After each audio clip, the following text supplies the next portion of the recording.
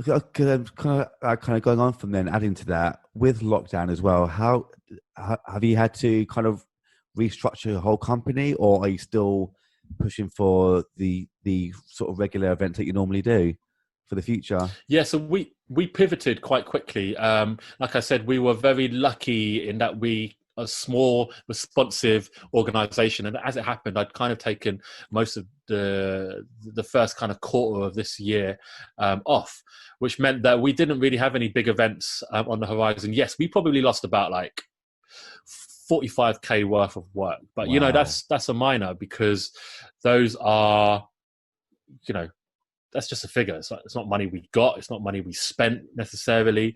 So there wasn't really a real loss. And so what we did very, very early on is we started a live stream that we called Lock Down Your Aerial after the Streets song, Has It Come to This, which felt really appropriate for these times. And it was something we've been doing for 2 episodes a week on Wednesdays and Saturdays at 3 p.m. But you know, after the Glastonbury show, we're going to start to kind of change the timing and program of it. But basically, it's been a joy. It's been an anchor for me and a lot of people. It's brought a lot of joy to people's lives. It's a mixture of music and poetry, but also kind of micro workshops. We have a thing called a Eureka Moment, which is a 10-minute slot that could be anything from lucid dreaming to creative writing to physical activities to kids workshops. And it's basically, you know, lockdown has been a very peculiar time.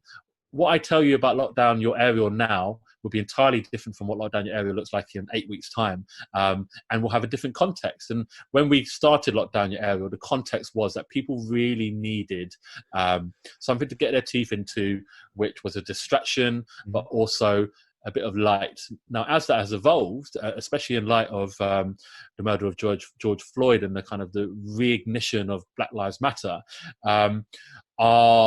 our core values have started to come back out beyond entertainment, which was what Lockdown Your Aerial was for originally, and has again started to approach a lot of these kind of important issues from a kind of from the level of responsibility that we have to have these conversations, and also the voice that we have in order to have these conversations. So it's great. It's, you know, I love it. I've had to learn quite a lot about live streaming in a very short space of time, as a lot of people have. But we're in a good place. And I feel like actually, weirdly, Lockdown Your Aerial, the live stream, is something which we've always were meant to do. It feels natural. It feels like, you know, I'd lost the interest of doing events a little bit over the last year or two. We weren't doing that many kind of public shows. We did a couple at the Royal Albert Hall last year, couple at the Roundhouse, but the year before that. But really and truly, we haven't been doing our regular kind of monthly sessions or bi-monthly sessions. And, you know, I missed them. I 100% missed them.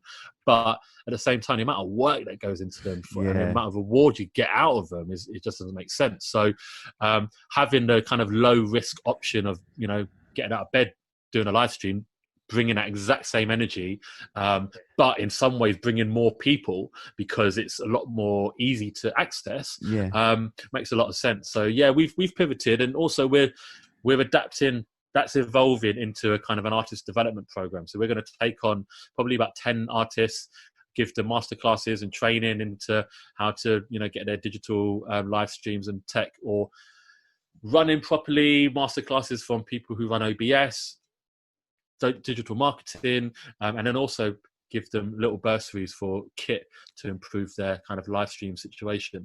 So, you know, it's all kind of manifesting in exactly the same way, but just not in physical, tangible form. But, you know, I think that's a good thing.